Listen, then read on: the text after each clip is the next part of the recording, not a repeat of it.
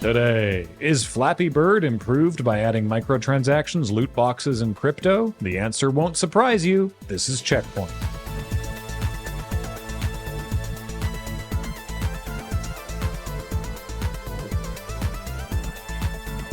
Hello and welcome to CheckPoint. The gaming news show. It's like The Daily Show, but for a very niche interest. And it has rotating co-hosts. Yeah, and occasionally surreal but kind of upsetting banter. Yeah, that's what to expect here.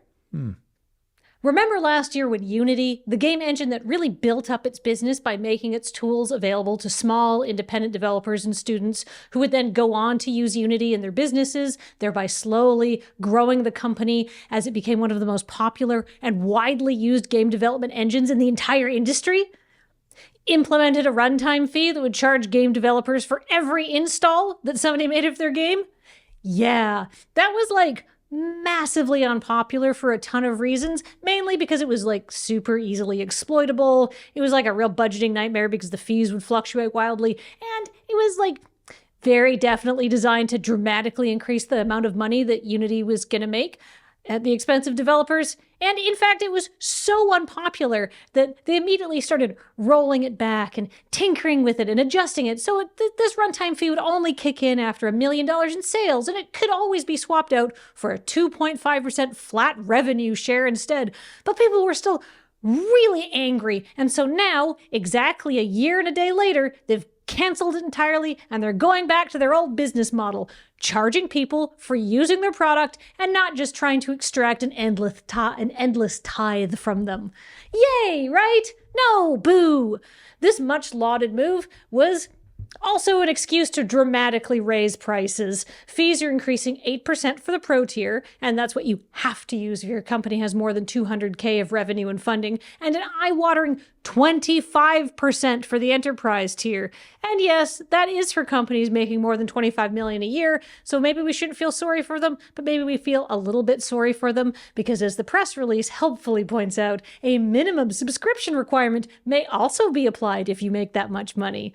It's pretty shameless, honestly, but what's even more shameless is that Unity announced this on a Thursday afternoon last week, right before we record our show, just so they could dodge our cutoff. I'm on to you, Unity, how dare! Remember Flappy Bird, the mobile phone sensation of 2014 that was making an estimated $50,000 in ad revenue every day until creator Dong Nguyen took it offline because the stress of having 100 million people addicted to a game he made in 3 days became too damn much? Well, it's back. Coming to iOS, Google Play, and others, but available right now on Telegram. Speaking bizarrely in the first person, the Flappy Bird website proclaims, "Hey all, it's really me."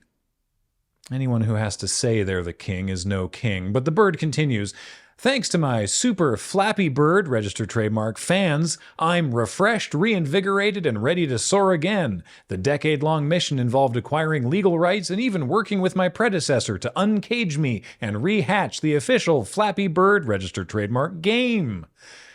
There's a weirdly large amount to unpack here. First, the phrase, "thanks to my super fans." This is not a fan remake or a community-driven revitalization of lost media, no matter how much the official Flappy Bird Twitter wants to make that case.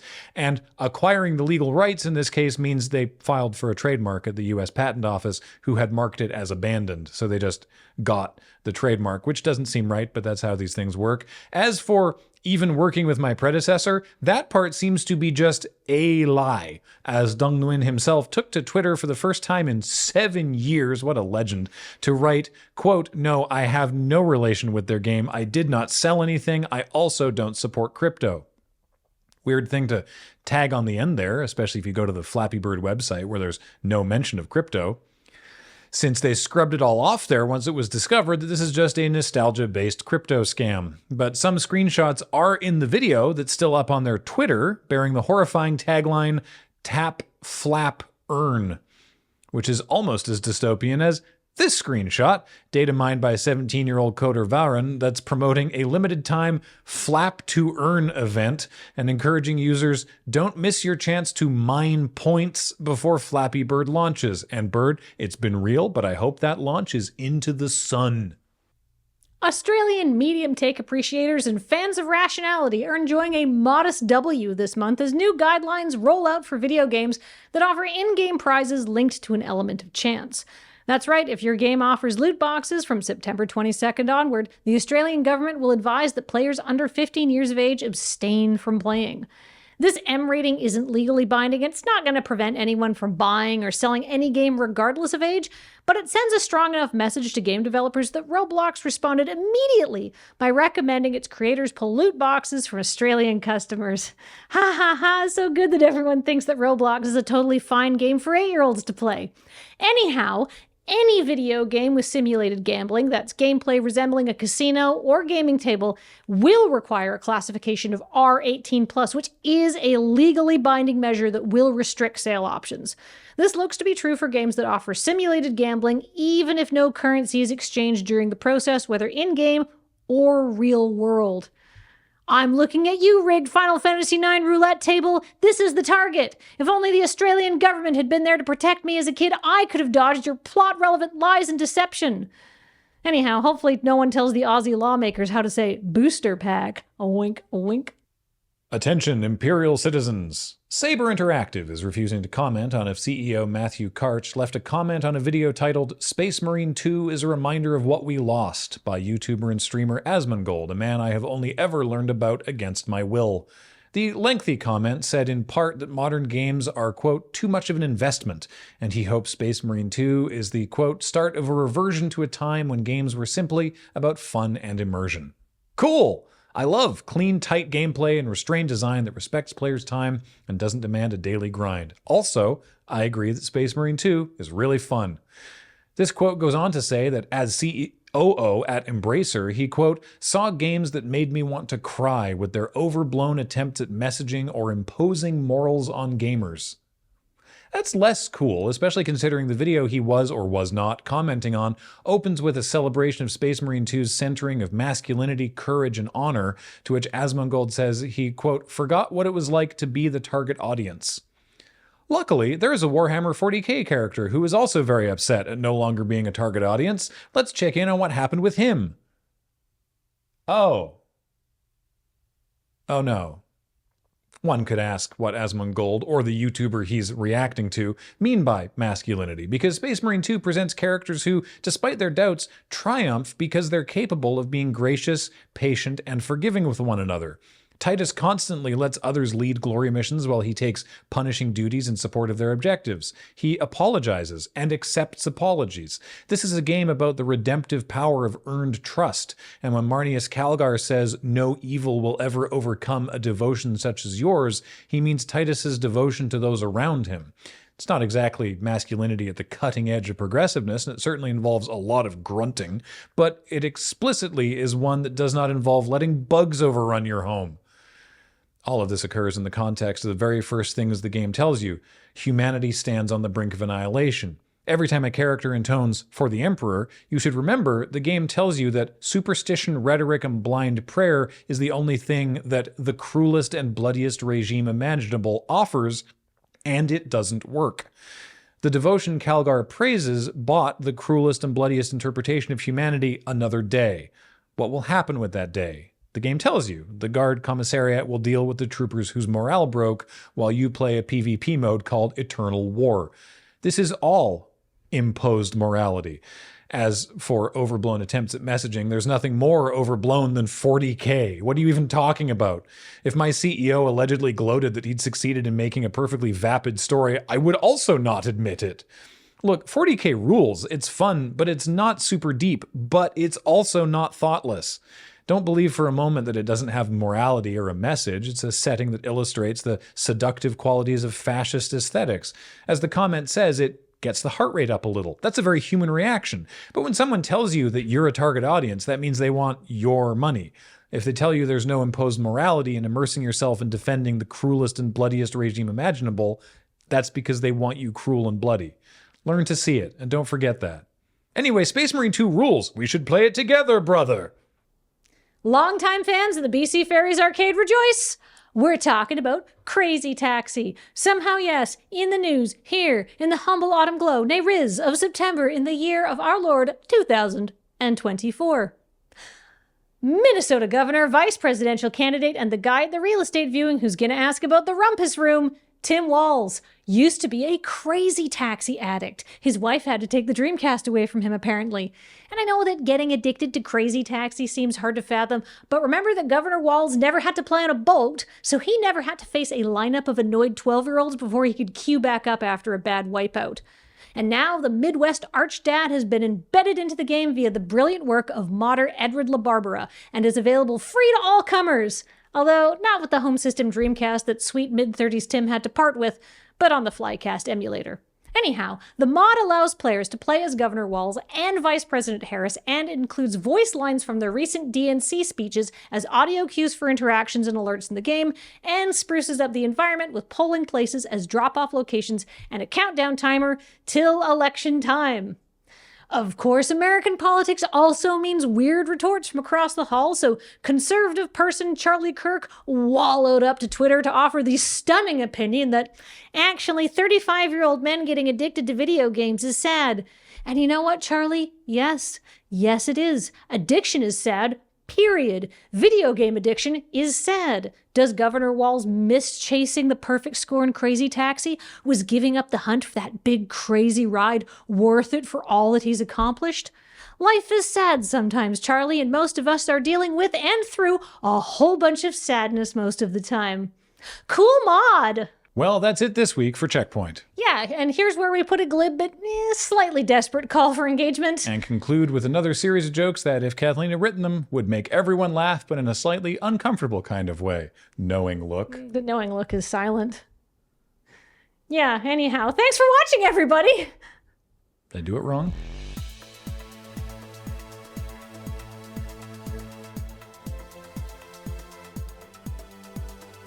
Coming up, the latest breathless piece of gaming news circulating is the incredible fact that even though filming has just wrapped on the Watch Dogs movie, nobody knows what it's about yet. Why is this news? Why would anybody know what's in a movie that's not finished based on a game that nobody played? Jeez, people. Hey, big ups to Cameron for writing the Warham story. You may have been able to guess. And big ups to Nelson, who wrote the Crazy Taxi story and the one about Australian gambling. Although I did stick in that line about Roblox. To, just so you know that I ruined Nelson's story just a little bit. But yeah. My only additions to Cameron's story was that everything I've learned about Asmongold has been against my will. And I want to clarify that the end of that story where I say we should play together, brother, is not addressed to him. I don't think you want to be friends with him. No interest in playing video games with that man. No. The coming up there, it's a little mean-spirited. Well, I just found it very weird that I think it was Destructoid, who we've used as a source before. I found it very odd that they were like, the Watch Dogs movie is wrapped up and we don't know anything about it. And it's like, yeah, that's most movies. Yeah, do you remember when Barbie wrapped up and people were like, what is going on with all these crazy costumes? Look at Ryan Gosling. Yeah, but it's like, yeah, generally you don't know what a movie is about. Yeah. You'll find out a bit more when the trailer comes out. More so than most, we can make some very educated guesses based on the stuff from the games. But I'm like, I don't understand why this is news. Anyway, also want to thank and shout out to the Loading Ready Run community mods who have started putting together a Checkpoint tips line for some of the stories that we potentially cover on the show. One that we didn't talk about, Bungie. Oh, Bungo. Oh, what did Bungo do? So they...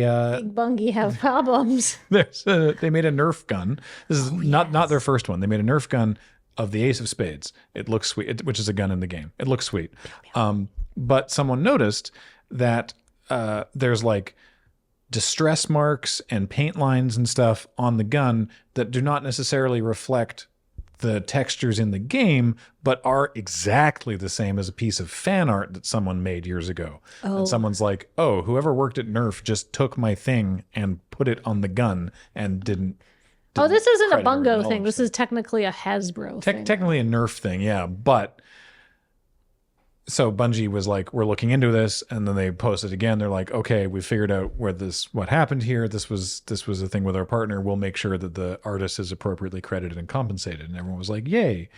And then a different person responded being like, okay, but like a year ago, a piece of fan art that I did was then used as official concept art Really? And this same conversation happened a year ago, and you posted that you'd be in touch and that I would be compensated, and that didn't happen. And it's been a year. And so people were like, what the hell? And Cosmo, who's the community manager, the community manager who has a name, who generally considered very cool person, was like, well, this is unacceptable and embarrassing. Please DM me and we'll get this sorted out. And so is on top of it. But it's just like, you can't keep taking easy own goals like that. Can I just point out to all of the corporations that I know hang breathlessly on my every nugget of wisdom that I dispense on this show? Oh, of course they do. Yes. That what you are going for is obviously your own little army of dedicated people who want nothing more than to say that the highlight of their life is being your fan. And to manage their expectations, you need community managers, because people who feel that invested in you also feel like sort of, I don't know, entitled to a little bit from you in exchange. And the community managers are really the first line of defense for you and the fans in managing expectations and keeping those lines clear and making happy fans and not angry fans. Because you seem very intent on making it so our only source of expression is what we do in capitalism these days. So just, hey, appreciate your community managers. Maybe give them a raise. Because if you didn't have such a good community manager, Bungo, think about how this would be turning out for you. Mm-hmm. Also, this was funny. I don't know if it's like a slow news week or what, but there was several stories about like people who don't work at a place anymore offering idle comment on a place that is currently doing a thing, and this being news. So like someone who used to work at Rockstar was very impressed by how a GTA 3 to Dreamcast mod was going. I saw that and I was like, cool. Yeah. That's cool. Someone who used to work at Sony thinks that Bungie is mismanaging themselves, and that also was news. But like weird people just want to hear that, I think. Yeah, that's just like sort of confirmation bias. That's just like yes. Confirm that Bungo is being run foolishly. Anyway.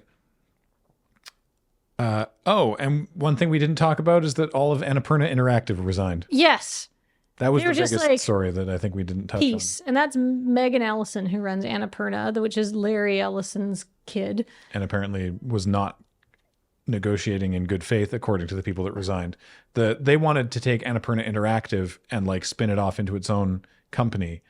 And they were like, no, absolutely not. And so everyone who worked at Annapurna Interactive was like, cool, we quit. We'll just make our own company. Means it must have been pretty serious. Yeah, I'd love to know what was so bad that was a problem. Yeah. Hey, tipsters, let us know. I won't tell anybody who you are. No, we respect journalistic integrity. We won't reveal sources. Yeah, I'll take your name to my grave. But we will thank the people by name who support this channel. Haha. Yeah, that's a segue. Thank you, you can become a member on this channel, and then you get your name at the end of the video, which is coming up at the end of the video. Also, you can support us on Patreon at patreon.com/loadingreadyrun, or any of the ways that you choose to give us support. We really appreciate it. We can't do that. We can't do this without you. Couldn't be here without you. Thank you so much. That's gonna do it though. So goodbye. Enjoy these bloopers. I'm so sorry. All right, next story. A video, sorry, I boo. Scoobity bop. Skitty wada wop. Scattabada bada bop. Skitty bibida bop. Stop. No.